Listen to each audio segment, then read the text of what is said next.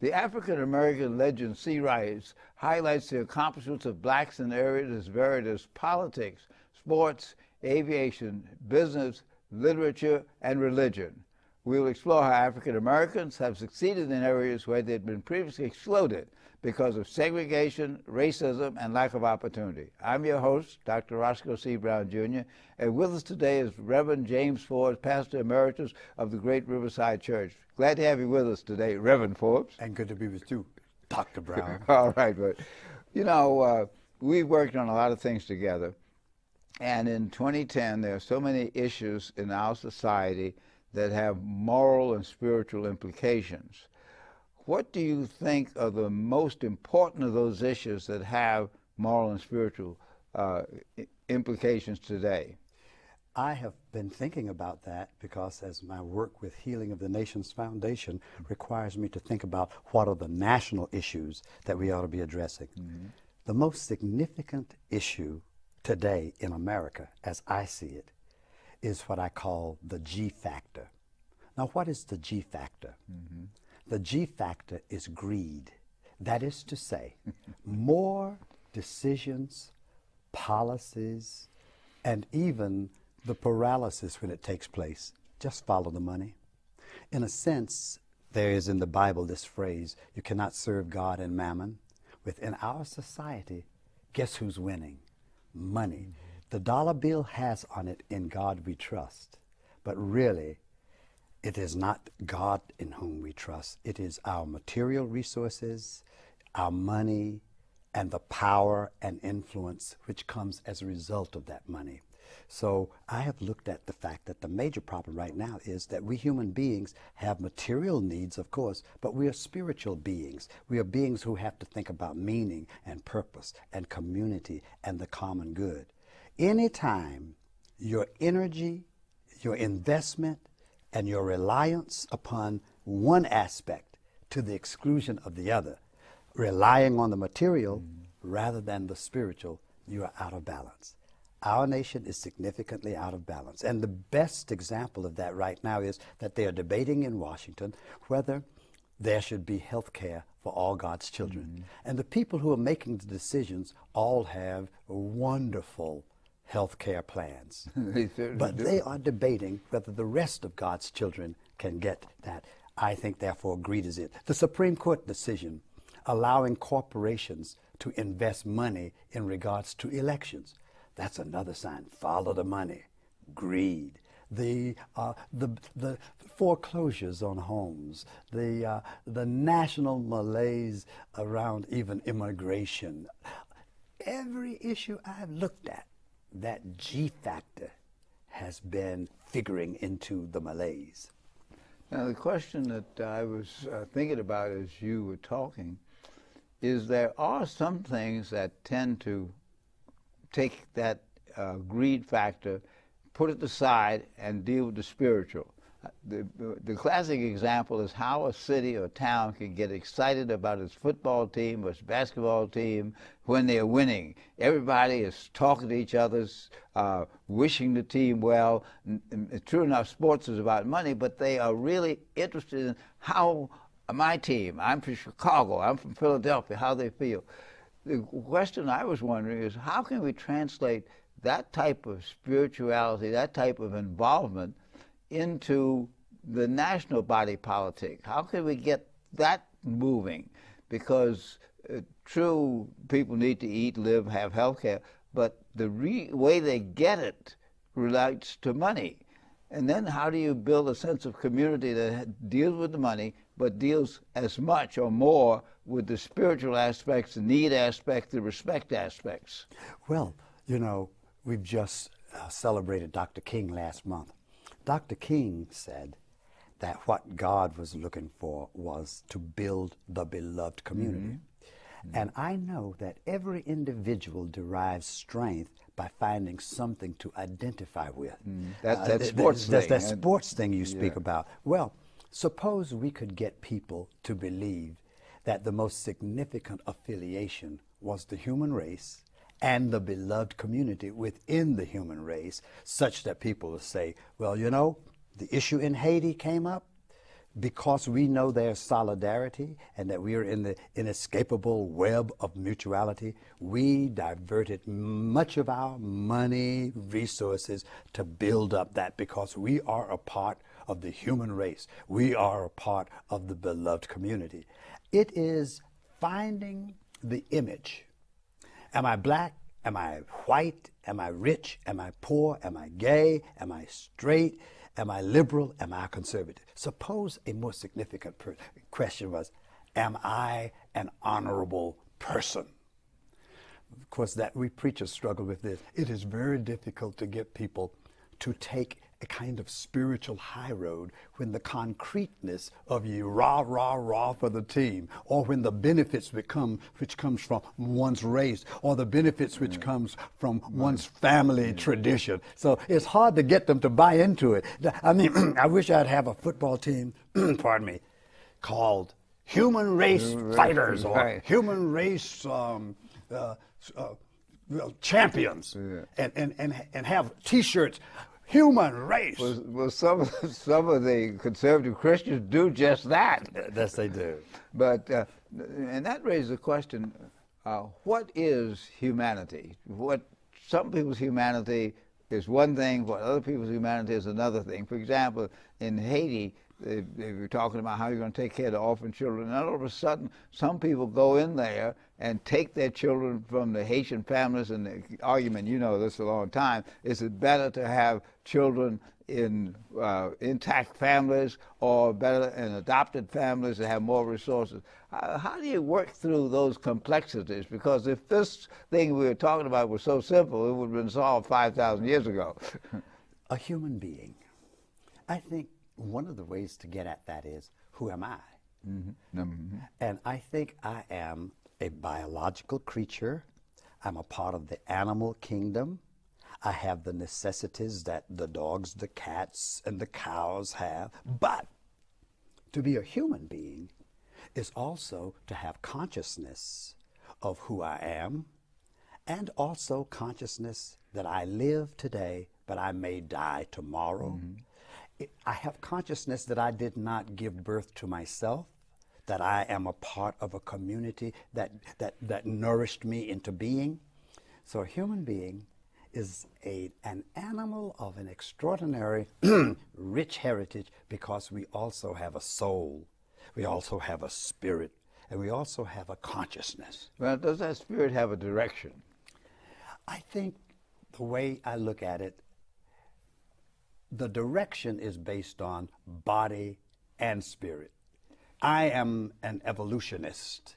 Mm-hmm. I believe that biological and spiritual processes are moving. However, I believe we each will have input into which way it's moving. But the environment determines the nature of that input. Well, I would say environment is the context in which it is worked out. Mm-hmm. And within the environment, we have givens. But to be a human being, there is always the capacity to have input into the outcome of your existence. Let me ask this. Is self-satisfaction, greed, a part of the human psyche?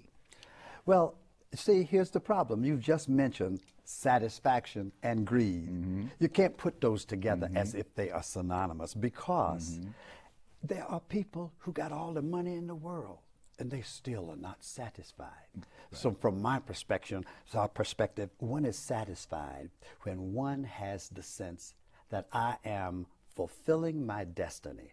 I know who I am, I'm proud of who I am, and I've chosen work in the world, or I've chosen a cause to work for. But I am myself, and I feel unrestrained in regards to pursuing my life's objectives, and I'm making a contribution to others, and I'm deriving satisfaction out of the achievement from my vocation or my artistry or my charity. There is where the satisfaction is. We have been duped into believing that your satisfaction comes from how much money you got, because it gives you the wherewithal to purchase the things that will satisfy.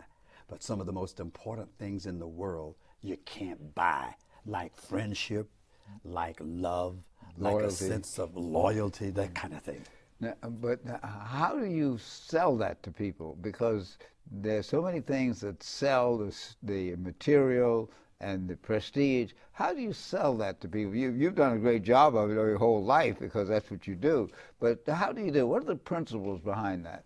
You know, in my job as a salesman of high ideals, I discover that often I can make my best sell when somebody has found the futility in the things they've been running after, or in the moments of vulnerability when people have to stop and ask, well, what is the meaning of my life? Especially when it grinds down to a halt or when they find serious obstructions. Isn't it interesting that they say love finds its way through the broken parts? So that's the first thing. A lot of times it's basically a matter of my experiencing limits on my life that people begin to ask, is there a framework that gives me what I call comprehensive coverage? Comprehensive coverage is it takes care of my body, but it takes care of my spirit and my soul as well. Secondly, sometimes, occasionally, people are so blessed that they start to think, I've received these blessings from somewhere, so that I think there is a philanthropic impulse in everybody. A person who experiences abundance can either decide to hoard it or to see how they can give back some or how they can enrich the community of which they are a part. So sometimes it's not just because folks have run into a hard luck, but sometimes when they've been blessed, they want to know, what can I do to say thanks for the blessings I have received? That's another time when I can sell high ideals. Well, in our society, we work through institutions. One of the institutions is religion, another is government and politics, another is the way in which we deal with our arts and our culture. You're in the religious business. Some of us work across in the political business, trying to change the way in which people respond to issues. What would you say is the way of bringing more humanity into politics? I think the way to bring more humanity into politics is to limit the impact of money Number one, I agree with that. determining who the elected politicians are going to be. So that's the first. Okay, I agree with that. If you could make it so that a true democracy exists, where the people select their leaders and their leaders are sensitive to the aspirations and hopes and needs of their people. That's real well down the road already. But remember, true democracy is the majority rule, so you have 51-49. That's the issue that we have. Yes. It does not matter to me, except I'd like to think. Right. Yesterday I was in somebody's office, and there was a book on the shelf. It was written by Norman Cousins, and the book was entitled The Pathology of Power. I remember that. It's practically impossible to have lots of money without assuming that that means you should have much more say in terms of the direction that things ought to go in. And it is difficult to have that money without using your influence to buy up the centers of legislative and executive and even judiciary influence. So I gave it as the first. It's almost the first and the second. Let's figure out how to be that democratic society where people make choices and that they are informed choices, which gets us to the next one. If we could make sure, and we are using media now, thank God for media, if we could make sure that the influence back of media was not yet the profit that can come from the enterprise, but also a commitment to the truth of the culture and through the positive values of the culture. If media is controlled by money, big money, in the hands of a few, that becomes another way in which democracy is frustrated, because the power of the media to describe what is and to suggest no almost with propagandistic influence to insist on what ought to be, there's a second assault against true democratic ideals and true humanity. That's another. The other one is churches that have politicians in them ought to stop preaching at politicians and hold more seminars to talk with business leaders and politicians about, here are the values we preach from our sacred writings. How do these values impact the way you carry on your business, or how does it impact how you fulfill your political responsibility?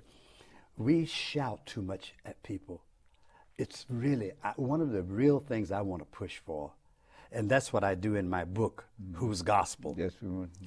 Is let's come and reason together. I'm a progressive, but it doesn't help me to shout at conservatives. What I've tried to do in my book is to describe why I believe what I believe about sex, about race, about class, and about gender, about war, and about the environment. When people share how they've come to where they are in terms of their ideas, you can have much more, I think, simple conversation.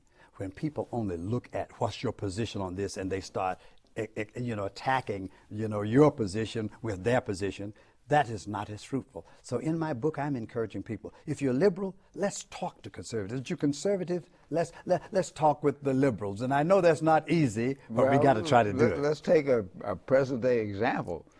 President Obama was elected on a wave of hope. He preached the audacity of hope. He preached we can do it together. Changes it. And he tried to talk with the people who, on the other side, the conservative side. Somehow or another, that conversation broke down because they said he was trying to be a socialist. He was trying to put too much government into people's lives. So these issues that we're talking about are very nice in generalities, but when we begin to dig down into them, as they say, the devil is in the details. Now, in your book, Whose Gospel, you talk about relationships between various denominations, relationships within denominations. How do you suggest we get past that fact that once we get past the superficial or the surface and we dig deeper, those conflicts emerge and some of those basic beliefs tend to be somewhat intransigent? Well, first of all, let me say for Obama, he has taught us one lesson, and that is, if you say you are committed to bipartisan leadership, be committed to it for the long haul. Do not allow it to stymie your advancing of your program, because if you don't get anything done, you're in real trouble. But notice, that conversation that he had last week with the Republicans is an example of a guy who really must have meant it, because he went there to talk with them, to hear their questions, and to give them response. That was his meeting with the Republican leadership at the Capitol. That's right? correct. That's correct. I like that. Now, what I know is it is one of the most difficult things in the world to have conversation with people who don't hold your ideology or don't hold your perspective. That's why you try to write a convincing book that they will have to read. Okay. So my book might have been called simply something like Think on These Things, the 5 or 6 most serious issues dividing the nation. But it's called Whose Gospel? And that's partly, I think, to say that there are conservatives who believe in the gospel. But I'm trying to say there are many different gospels. Let me share with you what good news there is in my perspective, and maybe it will evoke exchange with them about the good news they see in their perspective. So I think the way we have to go about this thing is, don't expect it. Like if you have a conflict in your house with your spouse, don't assume that the first time you have the argument, you're going to get it straightened out. 5 years later, if you hang in there, maybe they will say, oh, so that's what we've been fussing about all these years. You got to be really seriously dedicated to it, and not to pursue your life as if winning consent to your ideas is the only way you can move forward. You got to move forward even if everybody disagrees with you. But one of your goals will be that we can come to some unity of understanding, enough at least to face the threats that See, in our society, meaningful change comes about mainly through legislation. And one of the issues in the healthcare legislation is there's so many compromises that have been made that practically nobody likes the legislation.